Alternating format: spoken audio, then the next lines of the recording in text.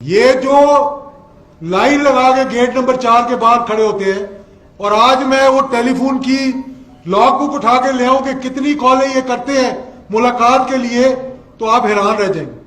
6 مرتبہ شہباز شریف کو اپنی آنکھوں سے بیٹھے ہوئے دیکھا اور قسم اٹھا کے کہتا ہوں میں کہ وہ لوگ مسلم لیگ نون کی قیادت جو کل لاہور کے اندر ایک جلسے سے خطاب کر رہے تھے وہ 2 دن ان کے گھر کے باہر بیٹھے رہتے تھے اور وہ ٹائم نہیں دیتے تھے ان کو۔ یہ بیان دینا کہ ہم تمہارا وہ اشر کریں گے جو امریکہ کی فوج کا افغانستان میں ہوا، تمہاری یہ جرت ہے کہ تم افواج پاکستان کے آگے بند باندھنے کی کوشش کرو۔ کیا 22 کروڑ عوام مر گئے ہیں اس ملک کے؟ میں نے راتوں رات اندر بیٹھ کے بم بنا دیا، کون سا نام بھی نہیں آتا تھا، کبھی ٹاما، کبھی ٹوما، کبھی ٹیمی، اور پھر صاحب والے سے پوچھ رہے ہیں کہ بھئی کیا نام تھا اس میزائل کا جو آگے گرا تھا۔ تو یہ جو آج بتا رہے ہیں کہ رات کو 2:30 بجے مجھے ISI کے چیف کا فون آیا اور مجھے کہا کہ تم استعفیٰ دے دو، میں سمجھتا ہوں کہ اس سے ڈرپوک اور اس سے کمزور وزیر اعظم اس ملک کو مل ہی نہیں سکتا۔ یہ بات ہے کرنے کی۔ آپ مجھے بتائیں کہ کبھی اداروں نے بھی ٹیلی فون کر کے کہا کہ جناب وزیر اعظم صاحب آپ شاید سو رہے ہوں گے، مجھے اپنا استعفیٰ دے دیں؟ اس قدر جھوٹ بولتے ہیں۔ پھر میں نے ایک اپنے بھائی کی بات سنی ہے، ابھی طاہر اشرفی صاحب نے بھی کہا، کہنے لگا ہمیں چیف آف آرمی سٹاف نے بلایا، 3 گھنٹے ہماری ملاقات ہوئی۔ اب اندر کی بات تو میں نہیں بتانا چاہتا کیونکہ فوج کا ترجمان ہر بات کے تو جواب دے نہیں سکتا۔ اگر وہ اس بات میں الجھ گئے تو باقی سرحدوں کی حفاظت کون کرے گا؟ لائن آف کنٹرول کو کون سنبھالے گا؟ افغانستان کی باڑھ کو کون سنبھالے گا؟ دہشت گردی کے خلاف جو جنگ ہے جس میں آج بھی ہمارے معصوم افواج پاکستان کے وہ جذباتی کپتان اور لیفٹینن اور سپاہی جن کی لاشیں آج بھی شہید ہو کر آ رہی ہیں اور ان کے والدین کی قربانی دیکھیں کہ جن کی مائیں یہ کہتی ہیں کہ ایک اور بچہ ہو تو اس کو ہی میں سرحد پہ بھیجوں۔ تو جناب حضرت میرے بھائی بھی ہیں، دوست بھی ہیں، کہنے لگے کہ ہمیں چیف آف آرمی سٹاف نے بلایا اور چیف آف آرمی سٹاف نے کہا کہ جو کچھ میں نواز شریف کے خلاف کر رہا ہوں تم اس کے بیچ میں نہیں آنا۔ میں جناب غفور حیدری صاحب کو یہ کہنا چاہتا ہوں کہ تم اللہ کو حاضر ناظر جان کر حلف دے کے یہ بات کہہ دو، میں سیاست چھوڑ کر چلا جاؤں گا اس ملک۔ آپ کمال کی بات کر رہے ہیں، جو منہ میں آتا ہے بول دیتے ہیں۔ آپ کا کیا خیال ہے کہ یہاں کوئی فوج کا ترجمان کھڑا ہو کے، میں نے تو پہلے کہا تھا DG ISPR صاحب کو کہ جناب آپ کو ان کا جواب نہیں دینا چاہیے۔ یہ جو لائن لگا کے گیٹ نمبر 4 کے باہر کھڑے ہوتے ہیں اور آج میں وہ ٹیلی فون کی لاگ بک اٹھا کے لے آؤں کہ کتنی کالیں یہ کرتے ہیں ملاقات کے لیے تو آپ حیران رہ جائیں گے۔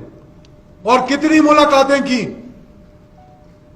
چیف آف آرمی سٹاف سے یا DG ISI سے تو ملنا بہت دور کی بات ہے۔ میں نے ان کے قریبی رشتہ دار کے گھر 6 مرتبہ شہباز شریف کو اپنی آنکھوں سے بیٹھے ہوئے دیکھا اور قسم اٹھا کے کہتا ہوں میں کہ وہ لوگ مسلم لیگ نون کی قیادت جو کل لاہور کے اندر ایک جلسے سے خطاب کر رہے تھے وہ 2 دن ان کے گھر کے باہر بیٹھے رہتے تھے اور وہ ٹائم نہیں دیتے تھے ان کو۔ وہ تو بہت بڑی بات ہے۔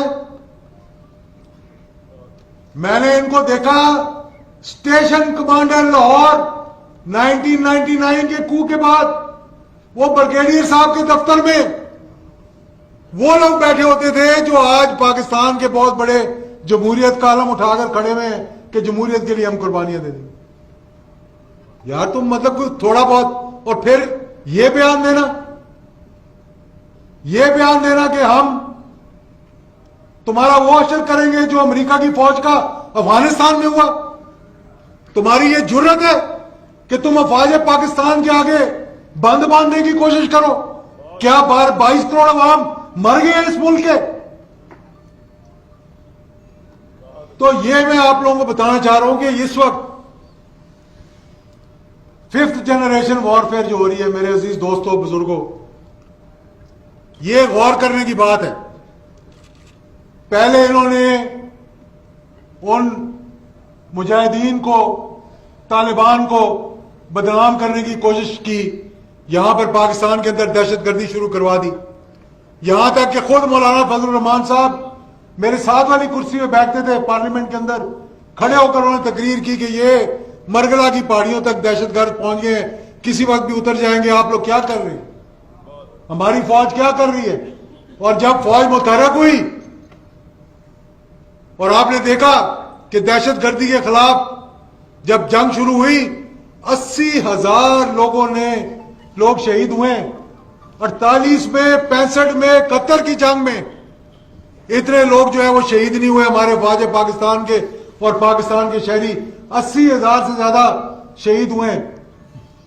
जनरल से लेकर, सर्जन जनरल से लेकर, लेफ्टिनेंट जनरल से लेकर और ब्रिगेडियर तक और मेजर तक कितने शहीद हुए जितने 65 की जंग में नहीं हुए, 71 की जंग में नहीं हुए।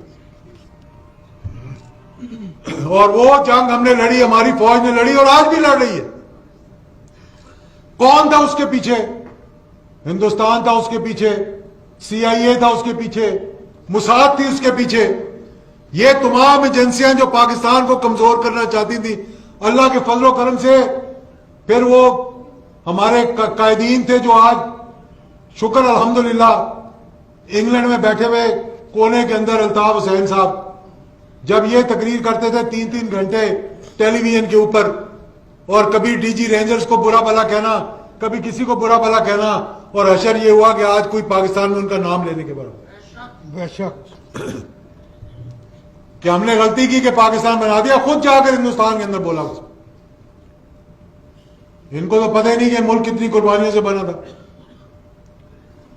उसके बाद गुलबशन यादेव जैसे लोगों को भेज दिया इस मुल्क के अंदर। उसके बाद इन्होंने दहशतगर्दी शुरू करवा दी, आज कराची में भी अमन हो गया।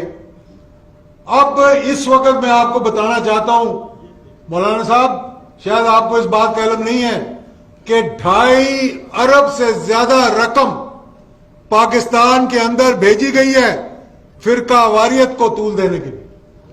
उनको पता लग गया है कि पाकिस्तान की फौज अल्हम्दुलिल्लाह इस मुल्क को कमजोर नहीं होने देगी।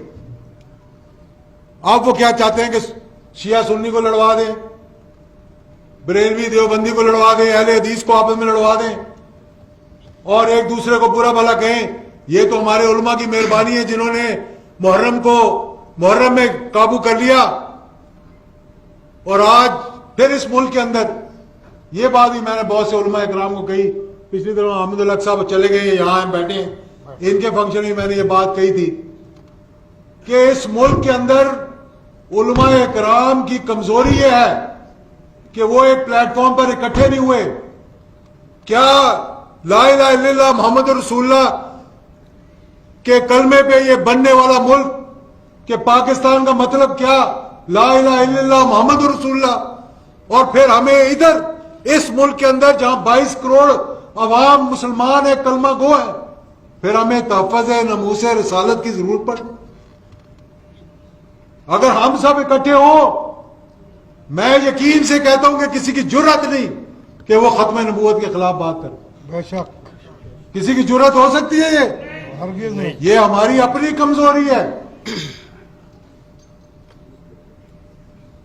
कि अजमत सहाबा बहुत बड़ी बड़ी रैलीज निकल रही। क्या वजह हुई है कि हमारी कमजोरी की वजह से उन पे उंगली उठी, उनके बारे में बात की गई पाकिस्तान को कमजोर करने के लिए, और हम उसका निशाना बनते जा रहे हैं। आज मैं इन लोगों से पूछता हूं कि कौन यहां पर, मैं तो उस बयानिए पे अभी आना ही नहीं चाहता, जब उस बयानिए पे आऊंगा शायद आप लोग बोझ ही ना उठा सके उसका, क्योंकि मैं इनके अंदर की बात बताऊं आपको कि ये क्या करते रहे माजी के अंदर। आज कहते हैं कि मेरे बयानिए का बोझ उठाना बड़ा मुश्किल है। कहां था वो बयानिया? मुझे बताएं, कहां था वो बयानिया جب آپ جنرل جیلانی کے گھر بیٹھے کے باہر بیٹھے رہتے تھے سارا دن، کدھر تھا وہ بیانیہ؟ کہاں تھا وہ بیانیہ جب آپ کی بوری سے پیر پگاڑا نے کہا کہ دانے گرنے شروع ہو گئے اور ضیاء الحق شہید نے جا کر کہا کہ میں نے اس بوری کو سی دیا؟ کہاں تھا وہ بیانیہ؟ دانے تو سارے گر چکے تھے، جا چکے تھے۔ کہاں تھا وہ بیانیہ جب ضیاء الحق شہید نے کہا کہ میری عمر بھی اس کو لگ جائے؟ وہ فواد جس نے آپ لوگوں کو پالا، کوئی چیف آف آرمی اسٹاف کو اپنا ڈیڈی کہتا تھا، کوئی اس کی پارٹی کا سیکرٹری جنرل بن جاتا تھا۔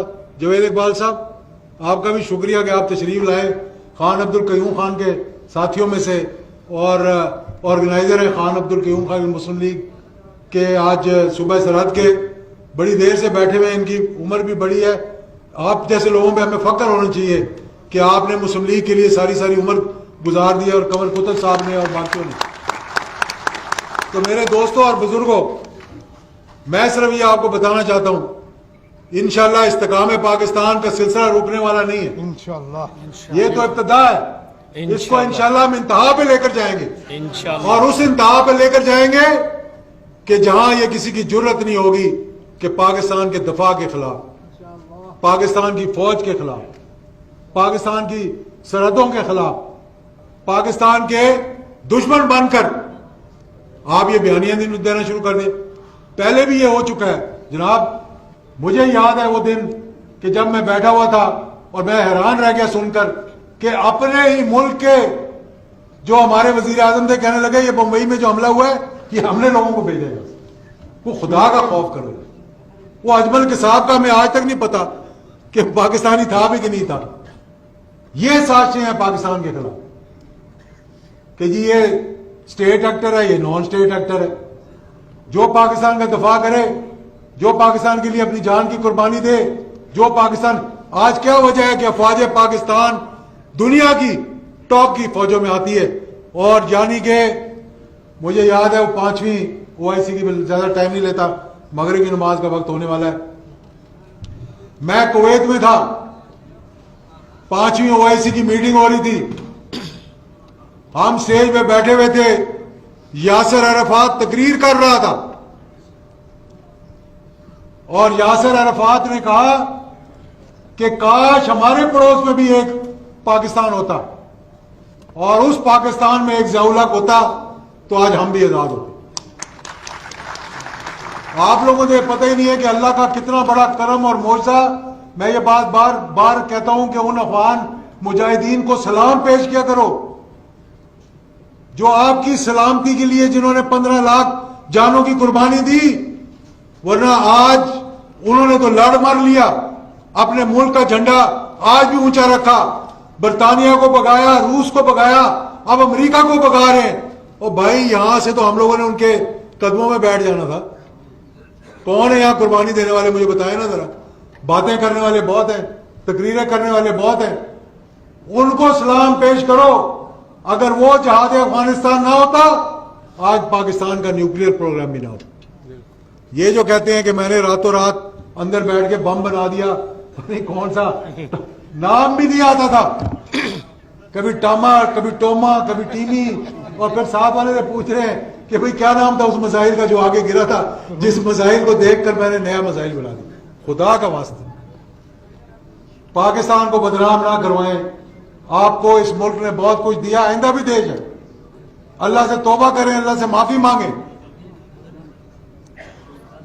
تو اس لیے میں یہ آپ کو کہنا چاہتا ہوں، جو محب وطن لوگ ہیں ان کی باتوں میں نہ آئیں۔ آپ لوگ دیکھیں کہ یہ ملک ہم نے بڑی مشکل سے حاصل کیا، اور انشاءاللہ یہ واقعی میں سردار قیوم صاحب نے بنیاد رکھی تھی۔ میں نے سردار عتیق صاحب کو اگلے دن میں نے میسج کیا کہ تحریک استحکام پاکستان انہوں نے بنائی تھی، ہم نے استحکام پاکستان کا جلسہ کیا، اس کو انشاءاللہ ان لوگوں کی مشاورت کے ساتھ انشاءاللہ تحریک استحکام پاکستان میں ہم کنورٹ کریں گے، پورے ملک کے اندر جائیں گے، ہر شہر کے اندر جلسہ کریں گے، اور انشاءاللہ محب وطن لوگوں کو اکٹھا کریں گے، پاک صاف لوگوں کو اکٹھا کریں گے، اس پاکستان کو انشاءاللہ ایک روشن پاکستان بنائیں گے. انشاءاللہ. روشن پاکستان کا مطلب وہ ہے کہ جہاں سے دین کی روشنی نکلے اور ساری دنیا کو پہ پھیلے جا کے. بہت بہت شکریہ آپ سب کا.